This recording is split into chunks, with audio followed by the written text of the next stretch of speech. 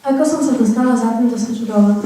Volám sa Perseky Janusis, mám 12 rokov a chodím do 7. ročníka. Narodila som sa v Kardici 26. septembra v roku 2000. Keď som mala 2 roky, odišli sme do Aten, hlavného mesta Grécka, kde som chodila do školy. Základná škola v Grécku je 6-ročná. Po jej skončení deti idú na gymnázium, ktoré je 3-ročné. Potom, kto chce pokračovať, ide na lyceum, ktoré je nepovinné a tiež 3-ročné. Tam sa žiaci pripravujú na prijímacie skúšky na vysokú školu. Ja som v Grécku ukončila základnú školu. Mimo školy som navštevovala aj hodiny rytmickej gymnastiky, ľudové tance. Od 2. ročníka som začala chodiť na angličtinu a od 5. na nemčinu. V škole sme boli veľmi dobrý kolektív.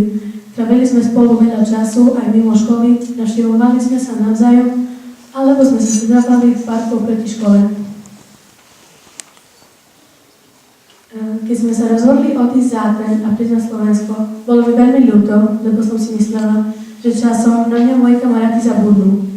Ale aj teraz sme spolu, skoro každý deň hovoríme, alebo si píšeme cez Skype alebo Facebook. Keď som prvýkrát prišla na túto školu, som si myslela, že si to nikdy nezvyknem. Ale časom si na mňa spolužiaci zvykli a ja na nich tiež.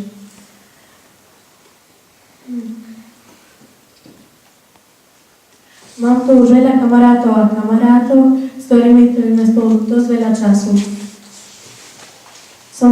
Teším ma, že sa v škole darí.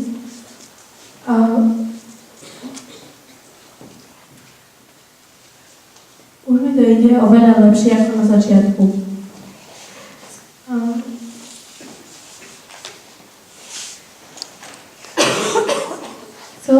Chcela by som sa poďakovať svojim učiteľom, ktorí boli so mnou zhovievaví a trpezliví a naučili ma veľa nového. S pomocou jednej pani učiteľky som sa zúčastnila na okresnom kole z olympiády z anglického jazyka, kde som získala 2. miesto. Bola som aj na Pythagoriade a napriek tomu, že som žiadnu cenu nezískala, som rada, že som sa jej zúčastnila. Teším ma, že som v škole darí a dúfam, že aj učitelia sú so mnou spokojní.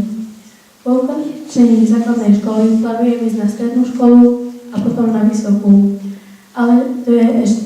Rada by som študovala anglický jazyk na filozofickej fakulte. Ale to je ešte ďaleko. Dúfam, že vás môj príbeh zaujal. Ďakujem za pozornosť.